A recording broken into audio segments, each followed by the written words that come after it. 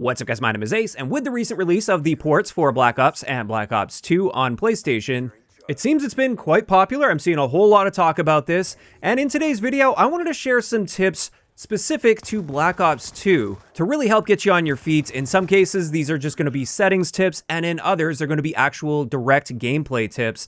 And I know for some of you OGs out there, these are just going to be refreshers, whereas for others, these will be brand new and you've never heard of them before. And diving right in, one of the most important things for me that made the experience immediately so much better was adjusting a few settings on my PS5. Initially, when I started playing the Black Ops 2 port, I was experiencing a ton of micro stuttering, and it was really bad to the point where it was giving me a bit of a headache and I was feeling a bit nauseous.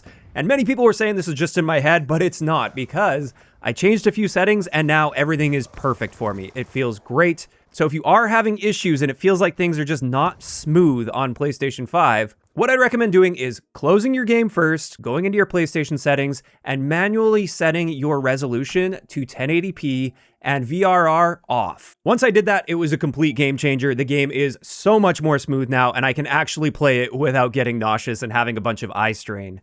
One thing with that though, just make sure you're closing your game first. For whatever reason, I was trying to change those settings with the game booted up because many people were suggesting I do that and it wasn't fixing anything. And I guess it was just reverting itself because the game was already booted. So make sure you close the game first before changing those settings. And hopefully for anybody that is having issues with that, it will make the game feel a whole lot better for you like it did for me. And with that out of the way, let's get into some more specific gameplay related tips. And the first thing I want to cover is a very important ladder trick. If you are going to be using a ladder in this game, instead of just climbing up the ladder normally, what you want to do is jump toward the ladder and melee in the air before hitting the ladder. What this will do is once you get up the ladder, it will cancel out a certain animation and it will actually allow you to fire your gun noticeably sooner. So if you have somebody waiting on the top of that ladder, you're going to have a significantly better chance at fighting back against that player than if you didn't perform this little trick. This is a little habit you just want to get into every time you use a ladder. It will absolutely end up saving your life in multiple situations. Next up, something we haven't really had to deal with in modern COD, outside of the classic playlist in Black Ops 7, of course, is limited sprint. And you'll probably notice that it seems very limited in this game. So a big tip I've got for you guys here to extend your sprint duration without having to use extreme conditioning. Of course, you can just use the extreme conditioning perk and that will extend your sprint duration, which is excellent. And extreme conditioning does stack with this tip as well. But on top of that, something else you can do is simply not select a secondary weapon, because if you don't have a secondary weapon on your class and you swap from your primary, you will swap to your combat knife. And with the combat knife in your hand, you get an extra couple seconds of sprint duration compared to when you have any other weapon in your hand. So by default, without extreme conditioning, our sprint duration is just 4 seconds, whereas with a combat knife in your hand, it's now 6 seconds. And that extra 2 seconds can really go a long way, especially with opening routes. It allows you to often get to a power position sooner than the enemy expects. And it's excellent for getting those first bloods, or if you're just coming off spawn, for instance, it's nice to help you get back into the fight that much faster. And again, as I said, this does stack with extreme conditioning. Next up, on the topic of mobility and getting around the map, one big reminder I've got for you guys is the stock attachment is one of the best attachments in the entire game, especially on SMGs. Because when using the stock attachment on an SMG, it allows you to move while aiming down sight 4% faster than if you weren't aiming down sight. And that's something that's just unheard of in modern COD games, being able to strafe faster when aiming down sight than when not aiming down sight. And this makes a big difference considering the lack of all of our aiming settings. Aiming tends to be a little more difficult in these games because we don't have control over our dead zones or our response curves, our aim down sight sensitivity options. And therefore, strafing back and forth in a gunfight with this stock attachment equipped can be extremely hard to track. And then the additional benefit here is it helps activate that rotational aim assist, which is very strong in these games within the active ranges. Which leads me to my next tip, and something a lot of people have forgotten. Before Modern Warfare 2019, guns in Call of Duty had hard caps on their aim assist ranges.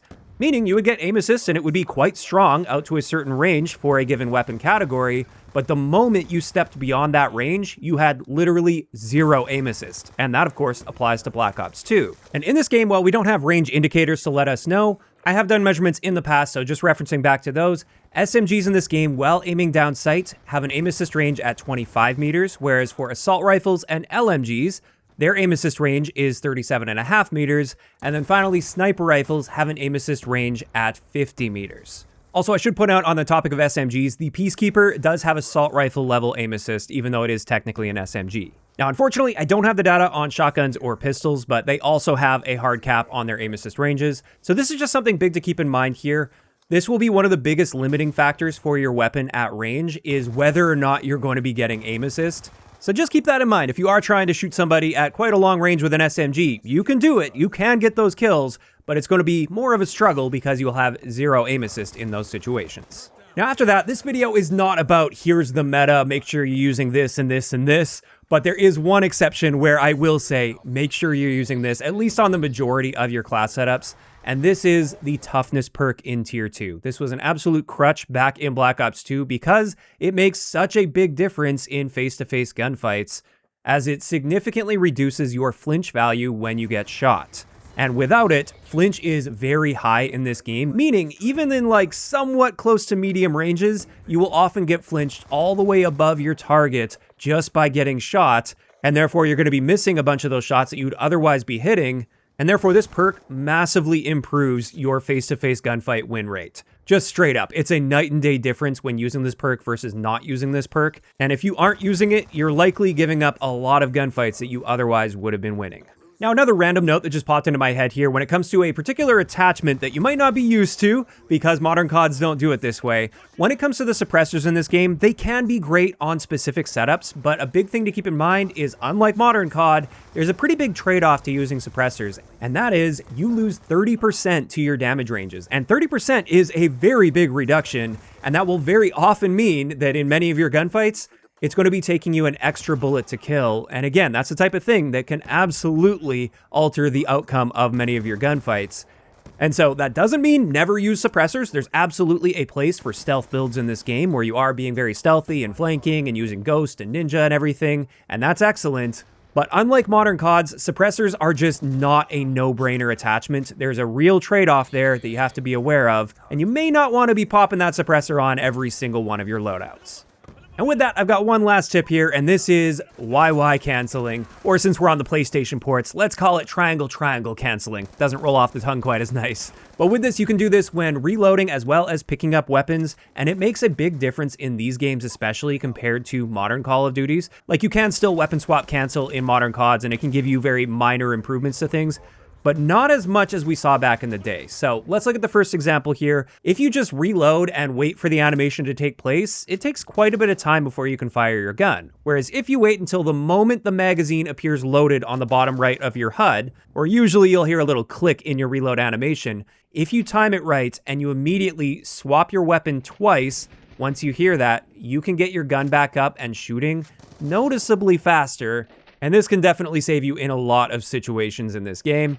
As I said, it doesn't just apply to reloading. Another tip here is if you're picking a gun up off the ground, once again, if you just pick it up and wait for that animation to take place before your gun fires, that can feel painfully long compared to picking it up, immediately doing a double weapon swap, so triangle.